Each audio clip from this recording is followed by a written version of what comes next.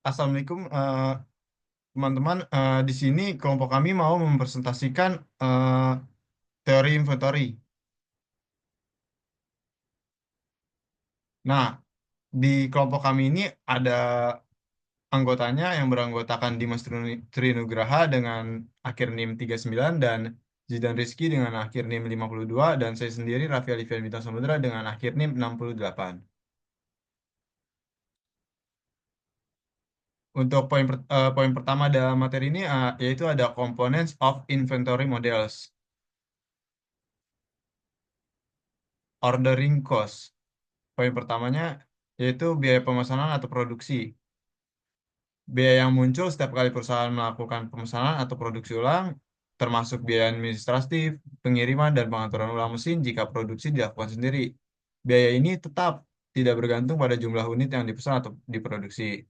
Nah, untuk rumus umumnya itu ada CZ sama dengan K plus CZ, di mana K itu biaya setup atau yang bisa disebut juga tetap setiap kali produksi atau pemesanan dilakukan, dan C itu biaya per unit, Z jumlah unit yang dipesan. Contohnya itu sebuah pabrik elektronik memesan suku cadang ke supplier setiap bulan. Setiap kali melakukan pemesanan, ada biaya tetap, yaitu $500, yaitu berupa biaya administrasi, pengiriman, dan lain-lain. Jika harga satu unit barang adalah $20, maka untuk memesan 100 unit adalah, nah kita masukkan pakai rumus yang sebelumnya. Kita masukkan C100 sama dengan 100 tambah dalam kurung 200 kali 100. Nah, didapat hasilnya itu 2.500. Nah, yang kedua itu ada holding cost, yaitu biaya penyimpanan. Apa sih holding cost? Yaitu biaya yang timbul akibat menyimpan barang dalam gudang. Biasanya dihitung per unit, per periode waktu, misalnya per bulan atau per tahun. Nah, holding cost ini termasuk biaya sewa gudang, asuransi, pajak, kehilangan peluang investasi, dan biaya keamanan. Nah, untuk rumusnya sendiri yaitu H sama dengan H kali jumlah barang yang disimpan, di mana H kecil adalah biaya penyimpanan per unit per periode. Nah, untuk contohnya yaitu sebuah perusahaan menyimpan 1.000 unit barang dengan biaya penyimpanan $0,50 per unit per bulan. Maka biaya penyimpanan bulannya berapa? Nah, kita masukkan ke rumus yang tadi, yaitu H besar sama dengan H kecilnya itu $0,50 per unit dikali 1.000 unit barang yang disimpan itu. Nah, jadi didapat 500. Nah, yang poin ketiga ada shortage cost, yaitu biaya kekurangan stok. Apa sih biaya kekurangan stok itu? Biaya kekurangan stok itu terjadi saat permintaan permintaan pelanggan tidak dapat dipenuhi karena stok kosong. Nah, biasanya dalam bentuk back order, permintaan pelanggan ditunda hingga barang tersedia kembali, atau lost sales, penjualan hilang karena pelanggan membeli dari pesaing. Nah, biayanya yang timbul yaitu karena kehilangan pelanggan, denda keterlambatan, atau biaya pemesanan darurat. Nah, untuk rumusnya itu ada S besar sama dengan P kecil kali jumlah kekurangan stok, di mana P kecil adalah biaya kekurangan stok per unit. Nah, contoh soalnya itu ya adalah sebuah toko kehabisan stok smartphone yang sedang diminati pelanggan. Setiap unit yang tidak tersedia menyebabkan kehilangan keuntungan $100 per unit. Jika terjadi kekurangan 50 unit, maka biaya kekurangan stok yaitu S besar sama dengan, nah, P kecil itu tadi $100 per unit dikali 50 sama dengan 5.000. Nah, yang keempat ada revenue, yaitu pendapatan. Pendapatan apa sih? Tidak selalu diperhitungkan dalam model karena sering dianggap tetap. Dan jika produk tidak tersedia, pendapatan hilang, maka masuk ke perhitungan shortage cost yang sebelumnya yang tadi. Nah, poin kelima, salvage cost, yaitu biaya salvage. Biaya salvage apa sih? Biaya atau nilai barang sisa jika tidak digunakan. Contohnya nih, diskon besar pada pakaian musim dingin setelah musim berakhir. Nah, untuk poin yang keenam, ada discount rate, tingkat diskonto. Apa sih discount rate? Yaitu mempertimbangkan nilai waktu dari uang saat menyimpan stok dalam waktu yang lama. Nah, digunakannya untuk menghitung net present value atau yang biasa disebut juga NPV dari kebijakan inventory. Nah, pada gambar tersebut kita bisa lihat ada inventory level, ada reorder point, ada lead time, ada time waktu, ada lead time yang di sini yang 2T. Nah, untuk ini klasifikasi lain mengacu pada tingkat inventaris. Saat ini apakah dipantau secara terus-menerus atau berkala? Peninjauan secara terus-menerus atau biasa disebut juga continuous review, di mana pesanan dilakukan segera segera setelah tingkat stok turun ke titik reorder point yang telah ditentukan. Nah, dalam peninjauan secara berkala atau yang bisa disebut juga periodic review, tingkat inventari diperiksa pada interval tertentu seperti akhir setiap minggu dan keputusan pemesanan hanya dibuat pada saat tersebut. Bahkan jika tingkat inventaris turun di bawah titik reorder point sebelum waktunya.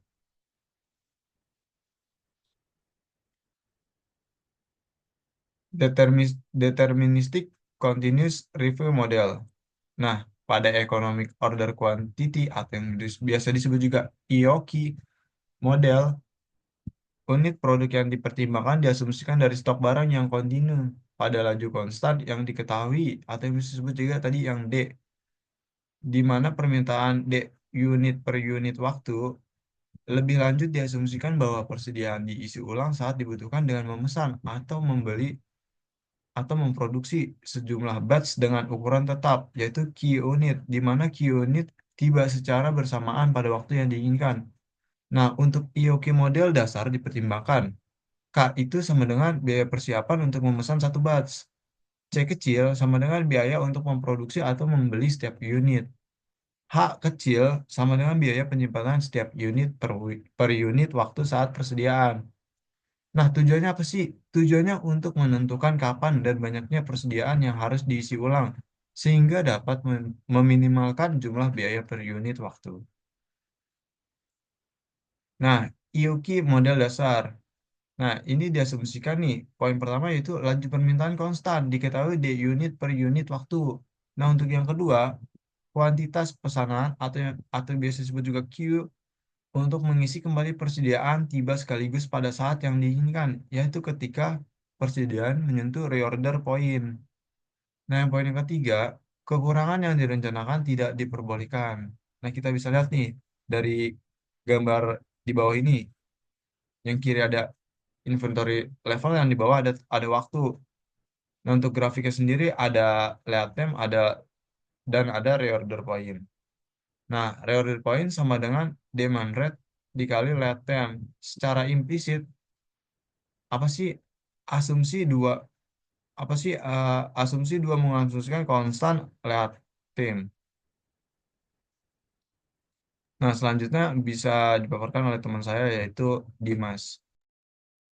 Kemudian di sini ada grafik dari inventory level, yaitu sumbu Y-nya dan sumbu X-nya itu time. Di mana di sini kayak persediaan barang yang setiap siklusnya, persediaan barang setiap siklusnya. Di mana total cost per unit diperoleh dari panjang siklusnya, yaitu Q per D, dan biaya produksi atau mengorder per siklus itu sama dengan K ditambah C dikali Q. Dan biaya holding per siklus itu HQ kuadrat per 2D. Maka total biaya per siklus sama dengan K ditambah CQ ditambah HQ kuadrat per 2D.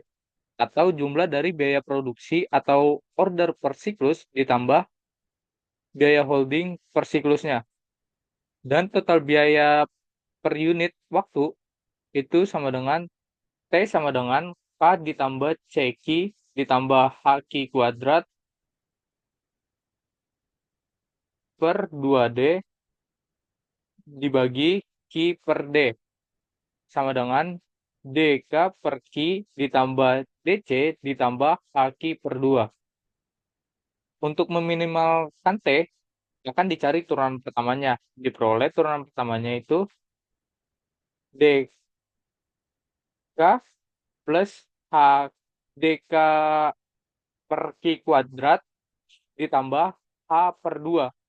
Atau Q sama dengan akar dari 2DK per H atau itu disebut juga formula EOQ, EUQ. Dan siklus T-nya itu Q per D, atau sama dengan akar dari 2K per DH.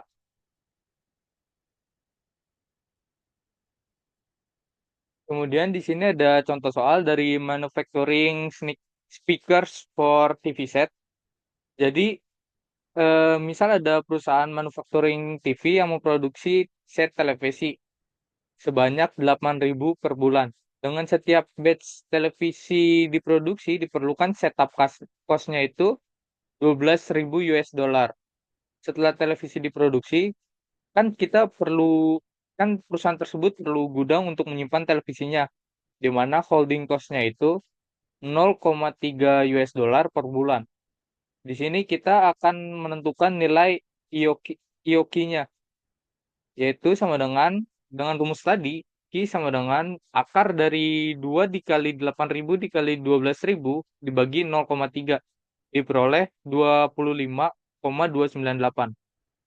Kemudian dengan rumus yang sebelumnya juga dicari T-nya, nilai T, sama dengan Q per D, di mana 25,298 dibagi 8.000 sama dengan 3,2 bulan.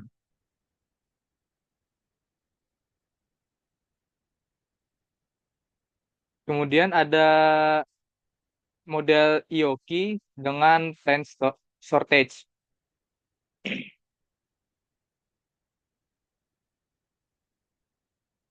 Plan shortage atau kekurangan stok yang direncanakan terjadi ketika permintaan tidak bisa dipenuhi karena stok habis. Namun pelanggan bersedia menunggu hingga barang tersedia kembali. Berbeda dengan basic IOKI yang menghindari kekurangan stok, model ini memperhitungkan situasi di mana kekurangan stok dapat diterima secara strategis. Keuntungannya yaitu untuk mengurangi biaya penyimpanan dengan membiarkan kekurangan stok yang terkendali. Berbeda dengan basic Yoki yang menghindari kekurangan stok. Model ini memperhitungkan situasi di mana kekurangan stok dapat diterima secara strategis.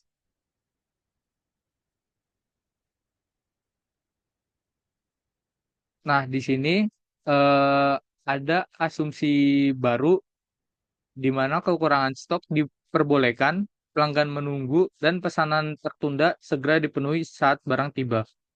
Pola inventarisnya itu mirip dengan model IOKI biasa, tetapi tingkat inventaris bisa turun ke nilai negatif, menunjukkan jumlah pesanan tertunda back orders. Dan di sini juga ada notasi-notasi pentingnya, yaitu P sama dengan biaya kekurangan per unit persatuan waktu, S sama dengan tingkat inventaris setelah batch key ditambahkan, dan key dikurang S itu jumlah kekurangan stok sebelum batch key ditambahkan. Total biaya per unit waktu terdiri dari biaya produksi atau pemesanan per siklus, yaitu K ditambah C key. Nah, kemudian di sini ada diagram tingkat persediaan sebagai fungsi waktu untuk model IOKI dengan kekurangan yang direncanakan.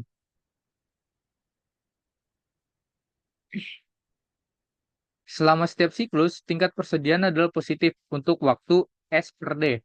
Tingkat persediaan rata-rata dengan waktu ini adalah S per 2 unit. Dan biaya yang sesuai yaitu HS per 2 per unit waktu. Oleh karena itu, biaya penyimpanan per siklusnya itu sama dengan HS kuadrat per 2D. Karena tadi ada kekurangan terjadi untuk waktu Q min S per D, jumlah rata-ratanya juga berkurang selama waktu itu. Ini adalah Q min S per 2 unit dan biaya yang sesuai adalah P dikali Q min S per 2 per unit waktu. Oleh karena itu, total biaya per siklus K ditambah CQ ditambah HS kuadrat per 2D ditambah P dikali Q min S kuadrat per 2D. Nah, di sini ada total biaya persatuan waktunya yaitu T sama dengan hasil akhirnya DK per Q ditambah DC ditambah HS kuadrat per 2Q ditambah P dikali Q min S kuadrat per 2Q. Dalam model ini ada variabel keputusan S dan Q, di mana untuk mencari nilai optimalnya itu untuk dengan menurunkan secara parsial dari fungsi T itu terhadap S dan terhadap Q. Dengan demikian diperoleh turunan parsial terhadap S-nya itu sama dengan nol dan turunan parsial terhadap Q-nya itu sama dengan nol.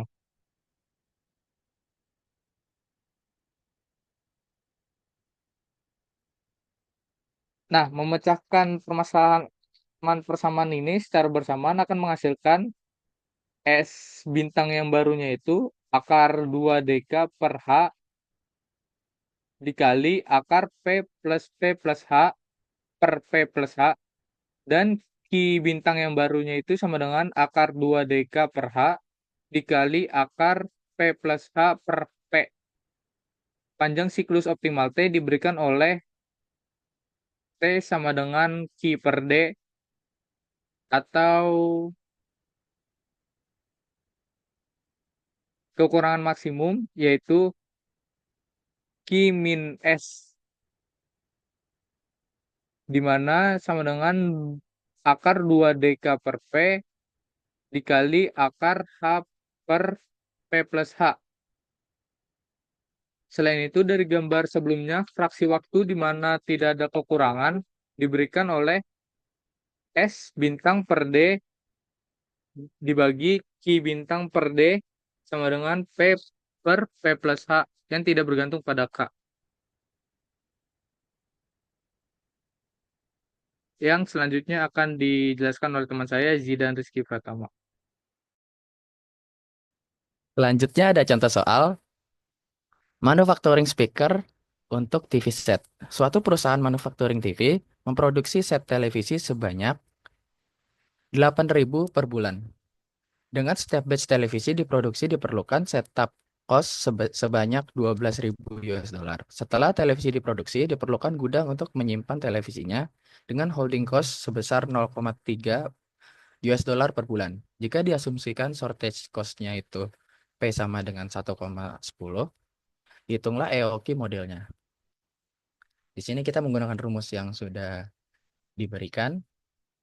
Untuk S-nya itu sama dengan akar dari 2 kali 8.000 kali 12.000 dibagi 0,30 dikali akar dari 1,1 dibagi 1,1 tambah 0,3 sehingga didapat hasilnya 22,424. Untuk Q-nya, akar dari 2 kali 8.000 kali 12.000 per 0,30 dikali akar dari 1,1 tambah 0,3 dibagi 1,1 sama dengan 28,540.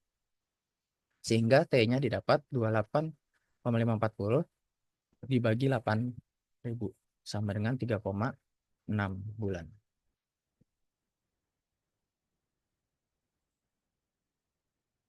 Selanjutnya ada the EOQ model with quantity discount. Pada EOQ model dengan quantity discount mengubah asumsi baru, yaitu biaya satuan untuk suatu barang kini bergantung pada kuantitas dalam batch. Secara khusus, intensif diberikan untuk menempatkan pesanan dalam jumlah besar dengan mengganti biaya satuan untuk kuantitas kecil dengan biaya satuan yang lebih kecil untuk setiap barang dalam batch yang lebih besar, dan mungkin dengan biaya yang lebih kecil lagi untuk batch yang lebih besar lagi. Untuk ilustrasinya, dimisalkan perusahaan televisi membuat speaker dalam batch. Jika dibuat kurang dari 10.000 speaker, maka biaya unit setiap speaker adalah C1 sama dengan akar 11 US dollar. Jika dibuat 10.000 dikurang 80.000 sampai 80.000 speaker, maka C2-nya itu 10 US dollar. Dan jika produksinya melebihi 80.000, maka C3-nya itu 9,50 US dollar. Dari ilustrasi tersebut, maka total biayanya itu TJ sama dengan DK per Q tambah DCJ ditambah HQ per 2 untuk J 1 sampai 3. Selanjutnya ada deterministic period review model. Perencanaan dilakukan untuk N periode ke depan mengenai berapa banyak yang harus diproduksi atau dipesan untuk mengisi kembali persediaan di awal masing-masing periode. Pesanan untuk mengisi kembali persediaan dapat melibatkan pembelian unit atau memproduksinya. Tetapi kasus kedua lebih jarang dalam penerapan model ini, sehingga kita lebih banyak menggunakan istilah produksi unit. Permintaan untuk masing-masing periode diketahui tetapi tidak sama di setiap periode, sehingga dilambangkan RI sebagai permintaan pada periode I, untuk I dari 1 sampai ke N. Permintaan ini harus dipenuhi tepat waktu, tidak ada persediaan awal, tetapi masih ada waktu untuk pengiriman pada periode pertama. Biaya yang termasuk dalam model ini mirip seperti EOQ dasar, yaitu K sama dengan biaya setup untuk memproduksi atau membeli unit untuk mengisi kembali persediaan di awal periode, C sebagai biaya per unit untuk memproduksi atau membeli unit, H sebagai biaya penyimpanan per unit yang tersisa di inventory pada akhir periode.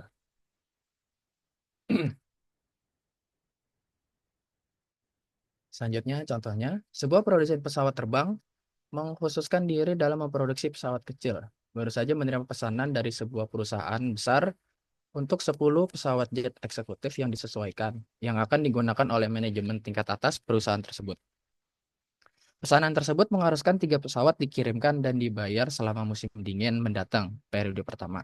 2 pesawat selama musim semi untuk periode kedua, 3 pesawat lainnya selama musim panas untuk periode ketiga, dan 2 pesawat terakhir dalam musim gugur periode keempat. Menyiapkan fasilitas produksi untuk memenuhi spesifikasi perusahaan ini memerlukan biaya penyimpanan sebesar $2 juta. Produsen memiliki kapasitas untuk memproduksi semua, yaitu 10 pesawat dalam beberapa bulan. Ketika cuaca musim dingin akan menghambat produksi, namun hal ini mengakibatkan penyimpanan sejumlah besar pesawat dalam inventorinya dengan biaya sebesar 200.000 per pesawat untuk setiap periode hingga jadwal pengirimannya tiba. Untuk mengurangi atau menghilangkan biaya penyimpanan yang substansial, lebih menguntungkan untuk memproduksi sejumlah lebih kecil pesawat-pesawat dan kemudian mengulangi proses penyimpanannya dengan menanggung kembali biaya 2 juta US dollar dalam 1 atau lebih periode berikutnya untuk memproduksi jumlah pesawat tambahan. Sehingga di sini manajemen ingin menentukan jadwal produksi dengan biaya paling rendah untuk memenuhi pesanan ini. Jadi di sini kita menggunakan notasi modelnya untuk permintaan pesawat selama 4 periode mendatang, itu R1-nya itu untuk sama dengan 3, R2-nya itu 2, R3-nya 3, R4-nya 2. Dengan menggunakan satuan juta dolar, sehingga K sama dengan 2, H-nya itu sama dengan 0,2. Masalahnya adalah menentukan berapa banyak pesawat yang harus diproduksi jika ada pada awal setiap periode dari 4 periode dengan meminimalkan total biaya variabel. Biaya penyimpanan yang tinggi, yaitu K, memberikan intensif kuat untuk memproduksi pesawat setiap periode dan lebih memilih produksi hanya sekali. Namun biaya penyimpanan yang signifikan, H membuat tidak menguntungkan untuk menyimpan persediaan dalam jumlah besar dengan memproduksi seluruh permintaan untuk 4 periode sekaligus, yaitu 10 pesawat pada awal periode pertama. Pendekatan terbaik adalah menggunakan intermediate strategi, di mana memproduksi pesawat lebih dari sekali, tetapi kurang dari 4 kali. Sehingga di sini kita menggunakan bentuk umumnya CI sama dengan CJ plus 1 ditambah K ditambah H dikali RI plus 1 tambah 2 RI plus 2 tambah 3 RI plus 3 dan seterusnya sampai J min 1 RJ. Sehingga kita pertama itu mencari C4. C4 sama dengan C5 ditambah 2, sehingga C5-nya itu 0, ditambah 2 sama dengan 2. Selanjutnya untuk C3, C3 sama dengan, untuk yang I-nya 3, C4 tambah 2 sama dengan 2 tambah 2 sama dengan 4. Selanjutnya untuk C3 yang memiliki I-nya 4, C5 ditambah 2 ditambah 0,2 kali 2 sama dengan 0 tambah 2 ditambah 0,4 sehingga didapat 2,4. Sehingga C3 minimumnya itu adalah 2,4. Selanjutnya untuk C2 kita melakukan hal yang sama. Untuk C2 yang pertama itu C3 ditambah 2 sama dengan 2,4 tambah 2 sehingga didapatkan 4,4. Untuk C2 yang memilikinya 3, C4 tambah 2, tambah 0,2 sama dikali 3, sehingga didapat 4,6. Dan terakhir, untuk C2 yang terakhir itu C5 ditambah 2 ditambah 0,2 dikali 3 ditambah 2 kali 2 sehingga didapat hasilnya 3,4. Dari ketiga itu, untuk minimalnya itu di angka 3,4. Selanjutnya untuk C1,